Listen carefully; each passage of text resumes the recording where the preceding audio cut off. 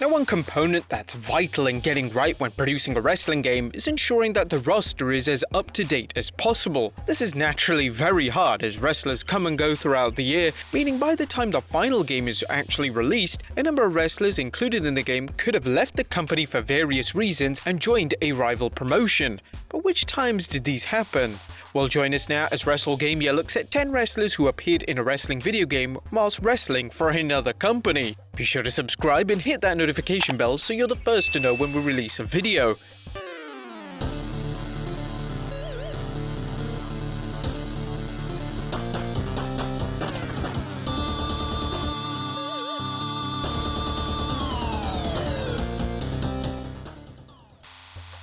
Number 10. Ken Shamrock Virtual Pro Wrestling. A Virtual Pro Wrestling 64 was a game released in December of 1997 on the N64, and it was a game that was exclusively released for the Japanese market. And the game would feature a number of WCW stars such as Sting, Hulk Hogan, Lex Luger, Eddie Guerrero, and Ric Flair. And this was thanks to a working relationship between the developers and WCW themselves.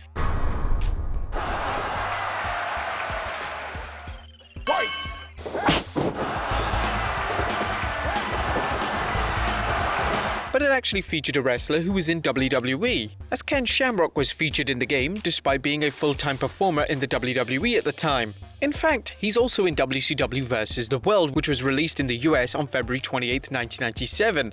Interestingly enough, he made his WWE debut just 4 days prior. Number 9. Bret Hart WWF Warzone. Warzone was released in 1998 across various platforms, and although the game was popular with fans, there was one huge issue with the game's roster. The issue was that it featured former WWE champion Bret Hart. You can take all those backstabbing hyenas and line them up, and none of them can beat me fair and square on my worst day. You're no different from any of them, and you're about to be excellently executed.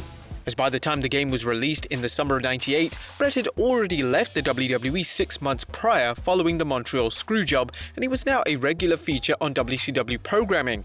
Number 8. The British Bulldog WWF Warzone. Now, Bret Hart wouldn't be the only member of the Hart Foundation to be included in the game despite wrestling for another company. The British Bulldog had also departed WWE shortly after the Survivor Series 1997 pay-per-view and decided to join rival promotion WCW.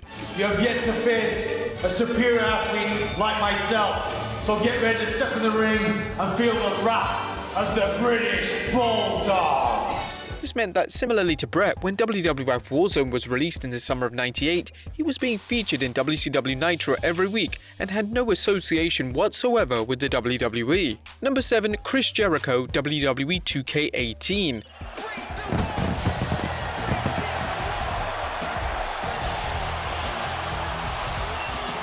Chris Jericho was one WWE superstar that fans expected to stay in the company for life. However, when Jericho showed up in New Japan Pro Wrestling in November of 2017, this left a lot of WWE fans speechless. Now, Jericho was heavily featured in 2K18, and there was just a few weeks gap between the 2K18 release and Jericho making his mark in New Japan Pro Wrestling. This was made even worse for WWE thanks to the fact that Jericho was heavily featured in the marketing, meaning that they were advertising and promoting a superstar that no longer wrestled for them. Number 6. Alberto Del Rio WWE 2K15. From San Luis Potosi, Mexico, weighing 239 pounds, Alberto Del Rio. In the summer of 2014, Alberto Del Rio would be released from his WWE contract after he allegedly slapped a fellow employee across the face for being racist. Now, although his release didn't last too long, he would return the following year, and it did impact the marketing campaign of 2K15 as Del Rio was actually featured in some of the initial trailers and snippets of gameplay. By the time 2K15 was released, Del Rio had already been released for over 2 months and was already wrestling in AAA and World Wrestling Council. Number 5. Rob Van Dam SmackDown vs. Raw 2011. Former WWE champion Rob Van Dam was an unlockable character in 2011 installment of SmackDown vs. Raw. He could be unlocked during Rey Mysterio's Road to WrestleMania storyline, but fans were slightly puzzled by his inclusion, as by the time the game was released, RVD was actually working in TNA and he was one of their top stars. 5-star! Bam!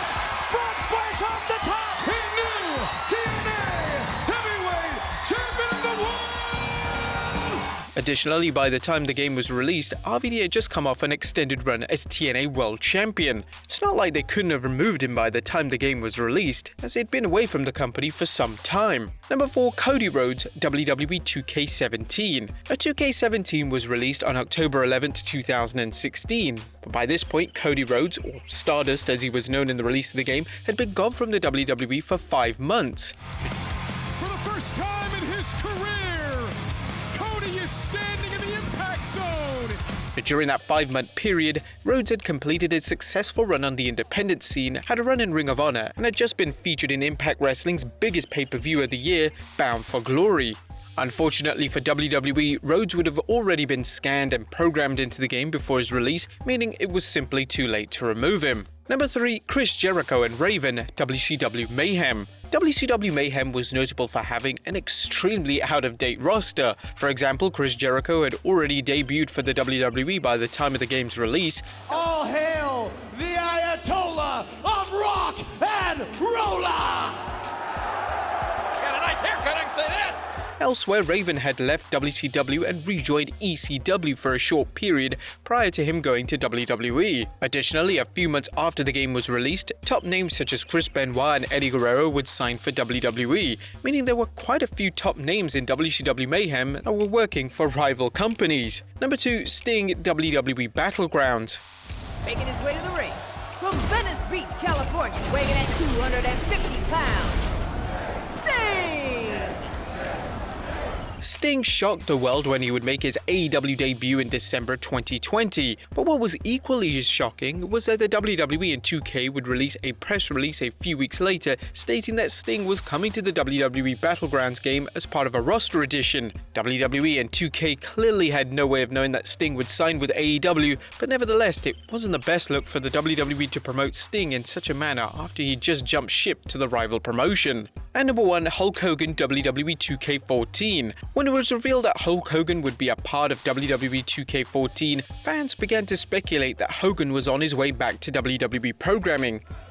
It's an amazing offer for somebody else, not me, because I quit. When the game was released, Hogan was actually still under contract in TNA and just finished a storyline involving Dixie Carter, which was said to be his TNA send-off. The speculation would turn out to be true, as a few months after the game's release, Hogan would make his way back to the WWE and he would be announced as the official host of WrestleMania 30. But there you have it, folks. Wrestlers who appeared in wrestling video games whilst wrestling for another company. Hey, come on, you come up with a better title. Be sure to leave your comments down below, subscribe if you haven't already, follow us on Instagram and Facebook, and I'll see you next time with some more wrestling video game content.